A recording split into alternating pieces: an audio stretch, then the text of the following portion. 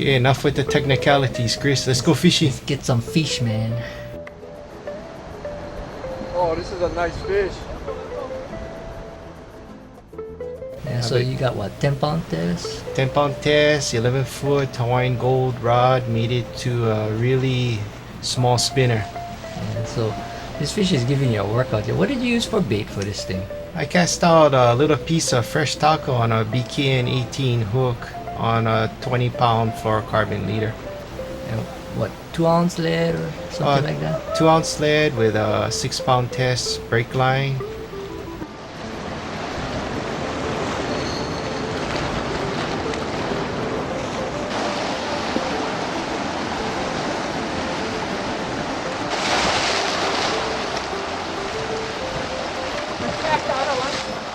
Slack 'em.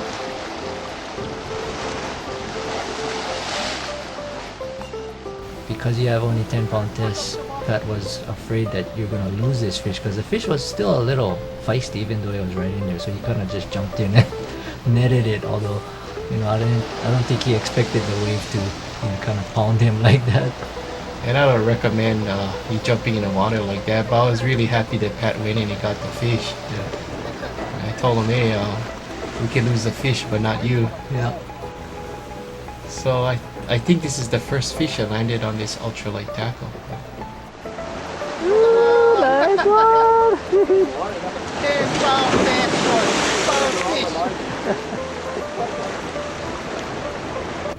Now this is me in the morning. I cast out a live jumping jack on my Hawaiian Gold 11-foot pole, and I got a small spinner with 12-pound test. And this one, it fought different from a papio. I started to go toward the rocks when it came close to shore, so I knew that this was probably a goatfish or some kind of, goat. So how would you fight this differently than papio? This one you got to be real patient too. Wait it out. Don't try and yank it out when it dives for the rocks. You just kind of finesse it. Like right here, it's kind of hung up right on the rock. Yeah. You gotta time it when it gets close to shore and use the wave to bring it in. So the way you fight goats is definitely different than you fight papios. Yeah, they fight more toward the bottom. Yeah, so this one I was really surprised it was a good sized Moana Kali. I haven't seen too many real good sized Moana Kalis like this. Yeah, but they really like those jumping jacks for bait. I was using a 20-pound test monofilament leader with a BKN 18 hook. Can't beat the colors of Moana Kali. Yeah, beautiful. Well, this is you in the morning, running to your pole after a morning strike, yeah? Well, I just cast out a fresh piece of taco, and lo and behold, something found it. I had no idea how big the fish was, but it was definitely giving me a challenge. Yeah, you can't tell, you might throw out some piece of bait and a small fish will bite, and you might throw out this small piece of bait again and a big fish will bite. So that's really part of fishing that makes it really interesting. You never know what you're gonna get.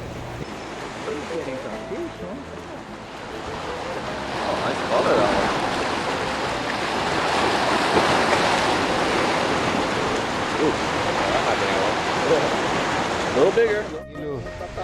Caught him with fresh taco. The rig I use is a BKN 18 hook, 40 fluorocarbon leader to a small swivel directly to the main line, which was 50-pound iron silk. Yeah, was caught on a Penn 850 SS with a Pursuit 13-foot pole. Yeah. This is me in the morning again. Same spot and same type of fight that I'm getting from the fish. So I knew it's probably another goatfish of some kind. This one, it actually came close to shore and it dove right into the rock. So I had to kind of finesse this one out and kind of wait him out. But from the pull that he was giving me, I knew it was kind of a good sized fish. So did this goat fight any different from the other goats? Yeah, it's slightly different. This one actually, started to go toward the rocks even more than that Moana Kali that I had caught earlier. Yeah, Michael's in there as backup. I think he's ready to dive in and jump on the fish just in case it gets pinned down. I think he saw it coming in and he says, "Oh, that's a nice goatfish," and he was ready to jump in and free it from the rock in case it got stuck. Actually, this goat was really hard to see in the water versus a Moana Kali. Yeah, you could just barely see it, kind of moving back and forth in the distance there. trying to keep it away from the rocks and keep it on the surface because oh, it really wants to go for those rocks. Yeah, that was a good landing. Timed it perfectly with that wave. Yeah, it gotten kind of worn out. You can see actually the little jumping jack still on the line. That's what I had thrown out for live bait. And this munu, this goldfish, came in and it took that live bait. It just really loves those jumping jacks. I know, those jumping jacks are great. These goats just can't resist it. Yeah, it's like candy for them. Now this is you in the morning. Yeah, and actually just about the same spot that you were at, when you caught that munu. But here I am again with that Hawaiian gold rod, light tackle, 10-pound test, 20-pound leader.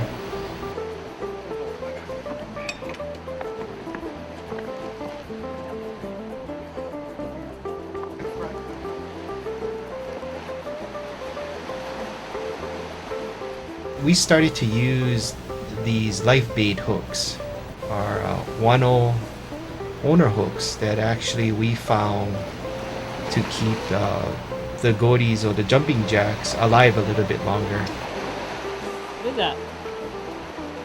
Huh?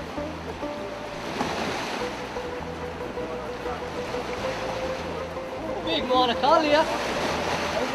Big Monacalia. Looking leader, I'm finding it like. There, you can see it right there in the water. It's a nice Monacalia, man. I haven't seen one that size for a while. I was pretty surprised that this is pretty early in the morning and these goats are out there looking for these jumping jacks already. Yeah, look at the color on that fish. There's nothing like the Monacalia, for that bright purple. It's like that electric purple in the water. Although the fish is close, I have to be very, very patient with 10-pound tests. So I'm trying to use the waves to beach the fish. Yeah. And here we go, one more time, and there you go, beach the fish. Now you can actually just jump down and go scoop it.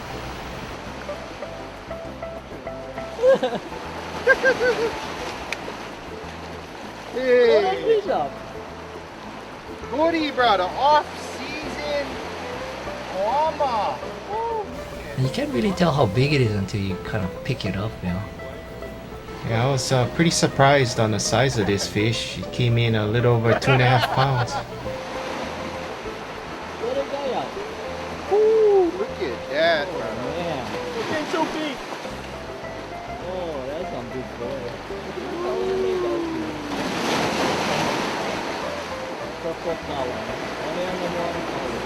Look at that beautiful fish. Now here's my brother, Pat. And we got a 3-piece pole. This is a white 3-piece spinning pole. He's got a spinner with maybe, I think he has 25-pound test monofilament. Yeah, Pat likes a certain spot that we fish at. There's a patch of sand in the reef and he will dunk shot that live bait right in the middle of that patch of sand. Yeah, so actually if you were to dive over it, you'd see his bait his bait would be like a little hors d'oeuvre sitting on a plate waiting for the fish to come by and eat it. Really, no chance for that bait fish. Yeah, it's just sitting right there in the middle of nowhere. So he's playing this fish really good. It's a sizable fish, so he can't really just horse it in. So he's working it really well, taking his time.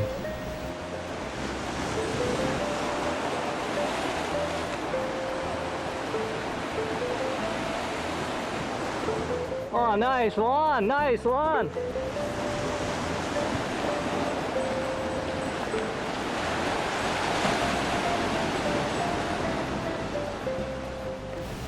At this point, he knew that it was a papio or a nunua of some type. So he wanted to make sure that he didn't lose it, so he's being very patient. I'm going to try and beach this one and get it into the net. As you can see, the fish, even after 20 minutes, is still pretty green. Yeah, it's still got a lot of fight in it. And he's going to use the wave right here. Perfectly timed to bring the fish in there, and I just got there in time with the net to go down and help him land this help fish. to land the fish. So I'm waiting for the next wave to push it right into that net, and there you go. Yeah, try not to get sucked out too.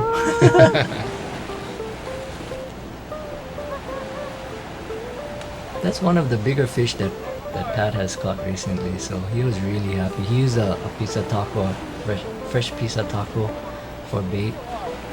And initially we thought this was a white that he caught. Yeah, but after closer examination, we found out that this fish is not a white ulu. It's different. Oh yeah, baby.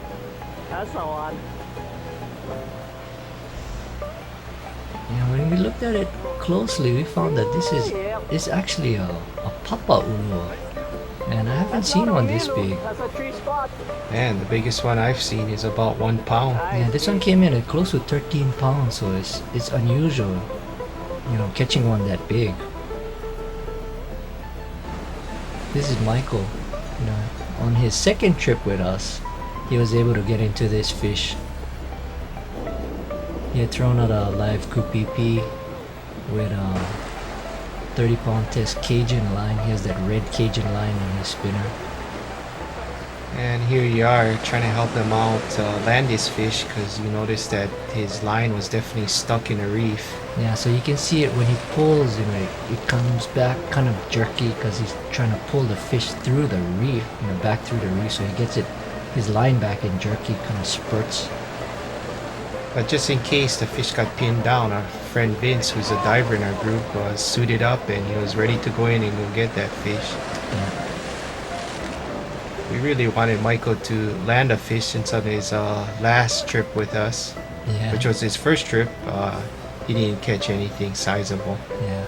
So now he's finally got it out of the reef and he's got the fish on straight right to his pole, so he can actually just work the fish in now. Don't have to worry about, you know, pulling it through the reef, but you can tell by the bend in the pole that even though he's got it out of the reef, it's still a sizable fish.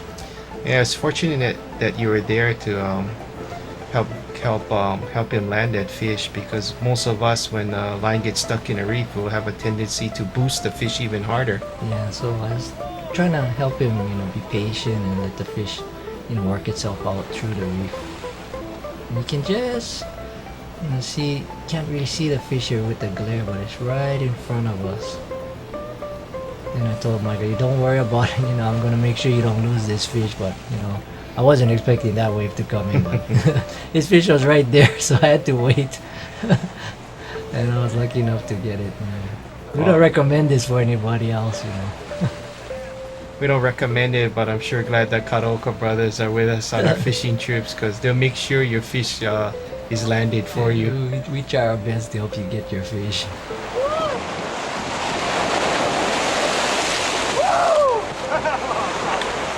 I'm done. Let's go home. Oh, that's a nice beach. Oh, Michael. Whoa, man. Nice.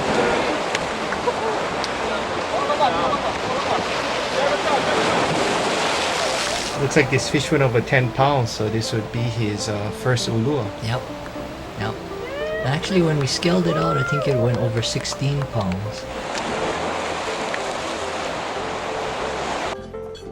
Yeah, so Pat just threw out his bait and then he left to go pick opihi and what? The fish bites, of course, when he's not there, so I was lucky that you were there and you got on the fish as soon as it hit. I was fortunate the fish didn't get pinned down right from the start, so I just started boosting it since it was out in the open. And this one went straight out, so, you know, it stayed out on the surface, which was good, but, you know, this is a fairly good sized fish because his 3-piece pole wasn't able to, you know, just work it right in. And don't you get too anxious, you know. Pat's line not too strong. I said, don't get too anxious. Pat's line isn't too strong. I think you get 25. That's enough, huh? Actually, I let up a little bit on it and I started using a little bit more finesse once he told me there's only 25-pound main test. Yeah, because Pat only puts 25-pound test main line in his pole and, you know, he works his fish with that, but this was a kind of a good sized fish, so you gotta be more careful. Yeah, this is definitely a team effort. So Pat came back once he heard his bell ringing. Yeah, and he was able to take over. So he was using 25-pound test main line with a 40-pound test mono leader with about a BKN 20 hook with a small kupipi that he had used. And when the fish finally came in, he was able to actually time this fish with the wave, and use the wave to help beach this fish. He thought it was only about 6 or 7 pounds, but I told him, it's not 6 or 7 pounds. 12 pounds, 11 ounces. 12 pounds, 11 ounces. White ulua. Wait. There's Michael casting out a live bait, and you can't really boost that bait out there, or you'll tear off the hook. So you have to use some finesse in casting. Michael, what did you cast out? Oh yeah, live bait. Yep. Yeah. What you hoping to try to catch? Anything big. Anything big. Ulua. Anything that's silver, blue. Maybe a Something, little white. something good. Yeah. His pole was fairly far away from the camp, so he has to run, a bit to get to his pole. It wasn't just right in front of the camp. He was lucky enough that this fish, when it hit, it didn't go through the reef like the previous one he caught on the last trip. This one stayed in the open.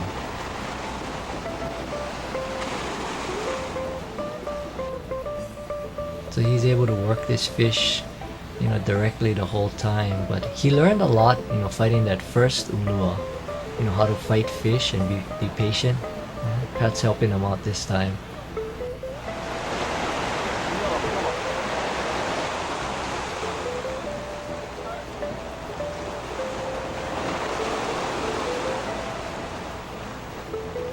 And you can just start to see the fish in the ocean. There it is. So at that point we knew, wow, Michael's on with another good size umilu. Now he's starting to get kind of nervous because he can see the fish and he wants to make sure that he doesn't lose it. And Pat was there to help land the fish, but he kind of lost the fish in the glare. When you look out to the left, he was just losing it in the glare. It was kind of right in front of him. But Michael did a very, very good job. He used the waves to his advantage, so he let the fish slide out. And when the next wave came in, he used that to beach the fish. Yeah, you gotta be Perfect. really careful about not pulling too hard and trying to stop it from being sucked out, because that's where a lot of fishermen lose the fish. Yeah, the tendency is always when you see the fish that close, you want to pull hard on that line to get that fish landed. Really, you must fight the temptation and really do the opposite. So this was only Michael's 3rd trip with us, and this was his 2nd ulua, so he was a really happy, lucky fisherman. This one came in at about 13 pounds, a little bit less than the first one he caught, but still a really nice size umilu.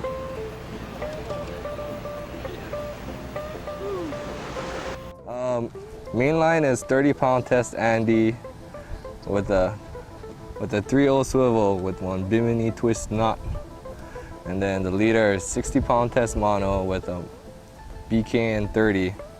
Brake line 20-pound test and 4-ounce lead. What kind of rod and reel is that? Nitro rod and a Daiwa BG90 reel. So this was a big strike for me. It took most of the line out. I had a few wraps left before I hit the knot, so I was fortunate that from the start the fish allowed me to take some line back in pretty early. But this one, it fought kind of different from the start, yeah? There you can see that it did that funny kind of pull. It was actually jumping, right? Yeah, I was pretty surprised. I didn't know ulua would jump out of the water. But later on it made a few more jumps, and we seen it was a pretty good sized kaku. Yeah, so now you knew what you were on, and always in the back of your mind you're thinking, Barracuda. And what kind of leader were you using? Fortunately or unfortunately, I was using a 40-pound fluorocarbon, which is abrasion resistant, but definitely cuttable by the kaku's teeth. Yeah, so you always got to be cognizant that you got to keep that line tight and not slack it, because if it slacks, there's a chance that it can turn his head and get that monofilament or the fluorocarbon in his mouth and cut you off. So yeah, you got to be real careful with this one. Well, already at this point was definitely lucky, because with this setup, with this type of monofilament fluorocarbon, one pass through its mouth and it would definitely cut the line off. Yeah, so actually, the fish went, in between several other poles and actually cut the line of those other poles. Yeah, I was lucky again that my main line didn't cut on the other poles that were set up nearby. So you can see some of the loose line that is twirling in the wind. It's some of the line that my main line cut through. Here's Derek with the gaff getting ready to try and land your fish, but unfortunately we had forgotten our pole gaff, so he was using a makeshift slide gaff tied to the end of a bamboo pole, but that angle on that hook for that gaff is not right, so it's not easy to gaff a fish with that makeshift gaff.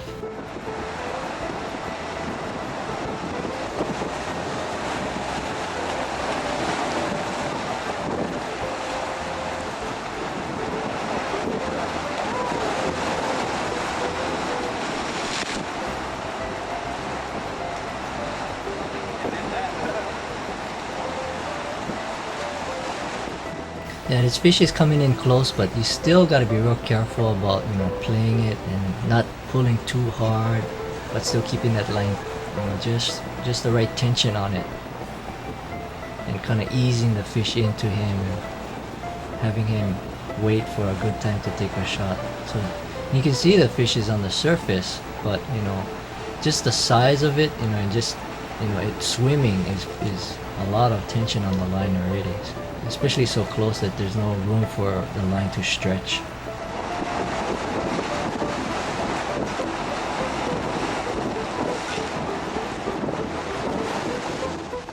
Derek had a hard time gaffing it because the fish would, keep coming off. He didn't get a good shot, but Pat was lucky that he was right there to, kind of stop it from falling back into the ocean. Well, at this point I could stop praying since we had it on dry land. Yeah, but only after it came out of the water, we realized, wow, this is a big fish. See exactly how big it is.